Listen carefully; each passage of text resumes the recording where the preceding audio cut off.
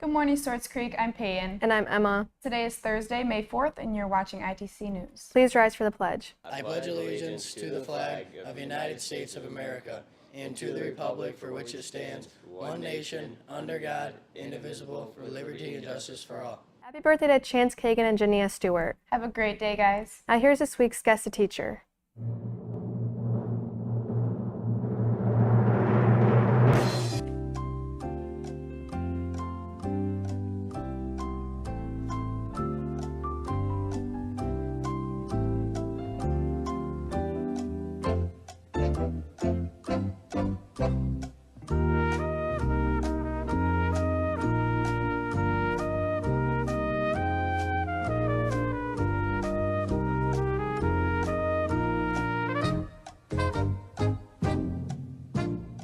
Now here's Ava with Miss Cummings in the office.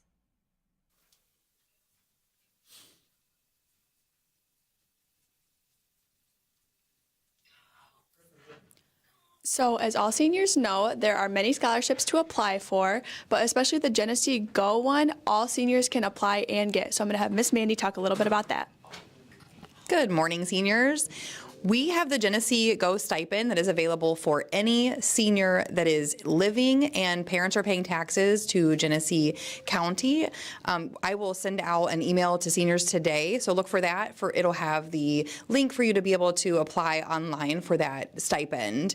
It is good for up to a year after you have graduated high school, and it can go to any secondary education or training that you have that you're getting ready to do. Also, don't forget to check out the Swartz Creek High School website. Under the counseling tab, there is also a scholarship link on that as well. So you're going to want to check that out and watch the deadlines and get all the scholarships you can get. All right, make sure to apply for that, and back to you in the studio.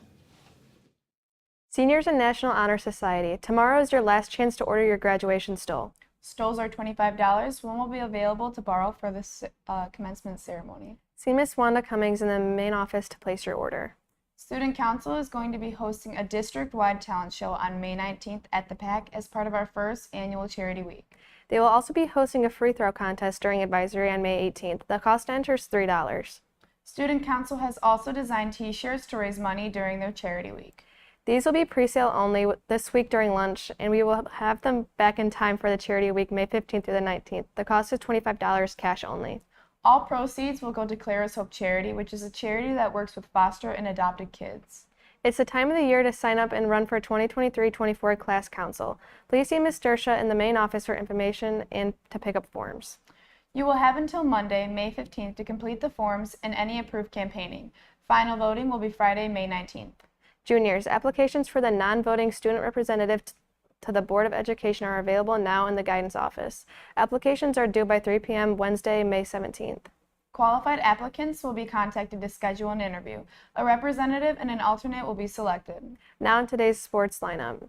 Varsity golf has a match against Flushing at home at 3. JV golf has a match at Flushing at 3. Varsity softball has a game at Fenton at 4. JV softball has a game against Fenton at home at 4. Varsity tennis has a match at Brandon at 4. JV tennis has a match at Brandon at 5:15. JV soccer has a game against Brandon at home at 5. Varsity soccer has a game against Brandon at home at 6:30. And finally, girls varsity lacrosse has a game at East Lansing at 7. Good luck, everyone. Now here's Gabe with Officer Abraham and Mr. Clark in the office. By now, you've all seen the big white signs on the red doors telling you that you cannot leave through them. Mr. Clark, what are some of the expectations when it comes to leaving during school day? Yeah, thanks, Gabe. Biggest point is that we need you to sign out from the Welcome Center. That's the office right here next to the main office. So stop in and see Miss Joette and sign out from there. You'll also leave through those doors. So if you've got a parent coming to pick you up or something like that, tell them to meet in a new circle outside the Welcome Center. The biggest reason for that is safety. If there's a fire or some other emergency and we think you're in the building, we're going to send a first responder in to check and find you.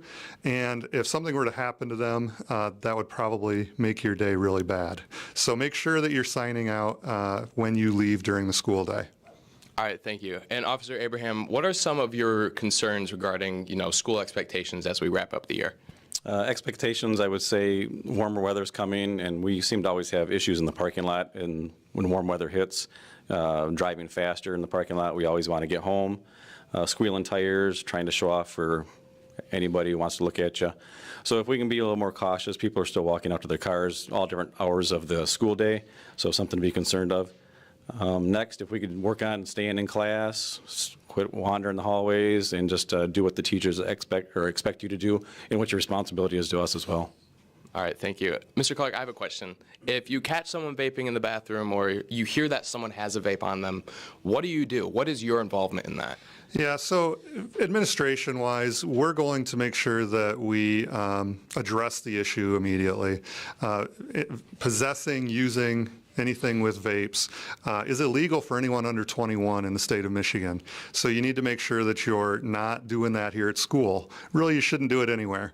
But for the purposes of the school, you would receive a suspension, whether it's in school or out of school, depends on the kind of vape and like how often you've been caught with that. So just don't do it here at school. All right, and you have a little bit of an involvement in this too. What would you say you got to do when it comes to that? Regarding vapes and being caught with vapes, I'm a law enforcement officer, so I will actually issue a citation for $100 for possession of a vape product on school grounds. Excuse me. From there, you have 5 to 20 days to take care of that citation, and then it's a $100 fine. If you wait past the 20 days, it's added to $30, so it's a $130 total. If you are unable to pay that fine, contact the court. Just do not dismiss the ticket because it will follow you. And contact the court, let them know, hey, I'm having trouble, I need to make an arrangement. The court will work with you to a point.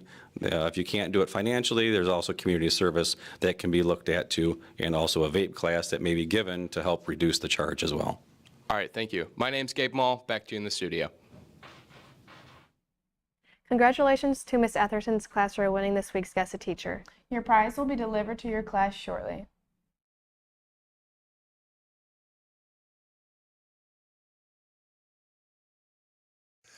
Hi, Creek. This is Mr. Fuller. I'm here to kind of give you a little in and out of what a digital footprint is. So anytime you post anything on social media, use an ATM card, purchase something from Amazon, you leave a digital footprint. And basically what it is, if you kind of think about it, if you're walking along on a beach, you leave your footprint, and you do that multiple times, but it's left there. It doesn't get washed away with the tide. What you leave out there is there forever. All right, so digital footprints are what we have, all of us, for everything we do online, our social media presence, anything, if you Google your name, that is your digital footprint. So digital footprint is a term they use to talk about what message we're sending out to the world through technology. So that might be messages that you're putting out through the use of your cell phone or other different digital platforms that you have. So it could be social media use, like if you have, say, a Snapchat account or Instagram account or a Facebook account. And everything that we put out into the world is a reflection of ourselves.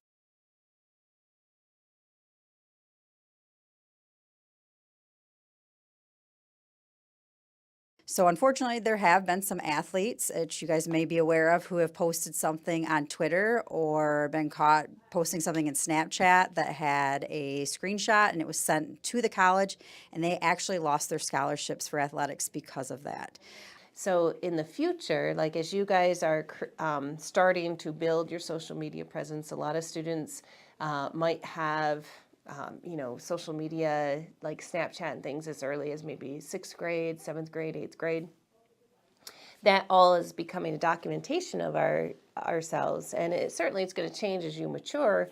But as you get a little bit older, those things can be viewed by others to see what kind of person you are. So for example, when you go to apply for colleges, they can look back at your digital footprint and see what kind of person you are. What have you been involved in? How do you represent yourselves with your friends? What kind of things did you post about your beliefs and who you are as a person?